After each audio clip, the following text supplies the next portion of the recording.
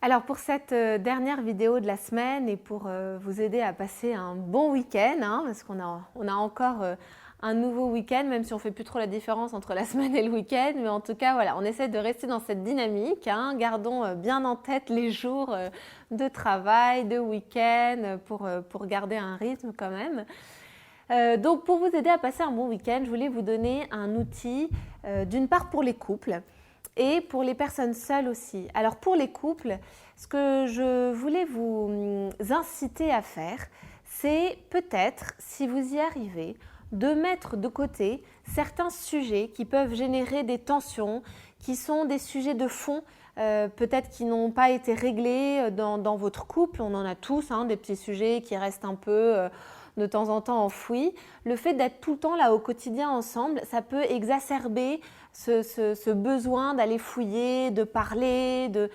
Souvent, il y en a un des deux conjoints qui a plus envie de parler que l'autre et qui pourrait se dire, tiens, dans cette période de confinement, on va en profiter pour parler.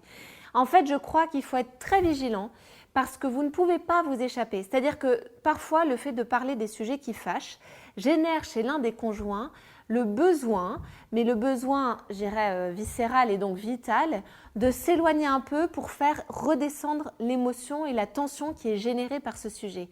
Avec le confinement, c'est quand même très compliqué de pouvoir s'échapper et donc ça peut entraîner parfois une escalade de tension et parfois de violence.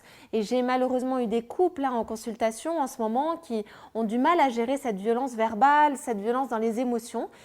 Donc je vous invite dans ces cas-là, d'un commun accord, à mettre ces sujets de côté pendant ce temps de confinement.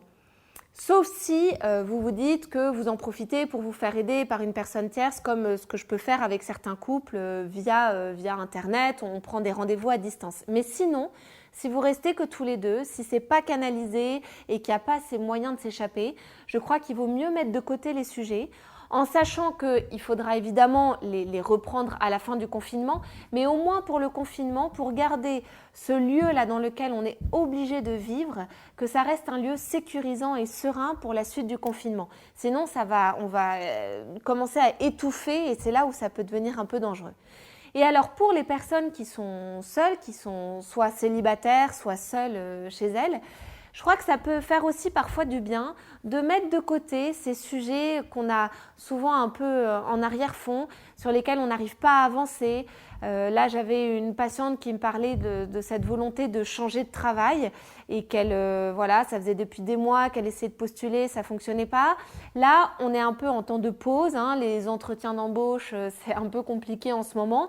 Donc plutôt que de se torturer la tête, de s'en vouloir de ne pas avancer, de se dire toujours que les autres avancent et pas moi, je pense que de même, dans ce confinement, ça peut faire du bien aussi parfois de se dire « Allez là, pendant tant de temps, je mets ce sujet de côté pour que déjà je puisse gérer et garder un quotidien apaisé et un peu rythmé, un peu agréable, plutôt que d'être trop dans mes pensées et d'avoir parfois des journées un peu plus déprimées que d'autres. » Donc, essayez de faire attention à ça. L'idée générale, c'est de vous préserver, de prendre soin de vous. On est dans un mode de survie. Alors, essayons que ça reste quand même un peu joyeux, un peu agréable et surtout serein. Et s'il faut se libérer de sujets lourds pendant un certain temps, faisons-le sans culpabilité parce qu'on sait que le confinement ne va pas durer.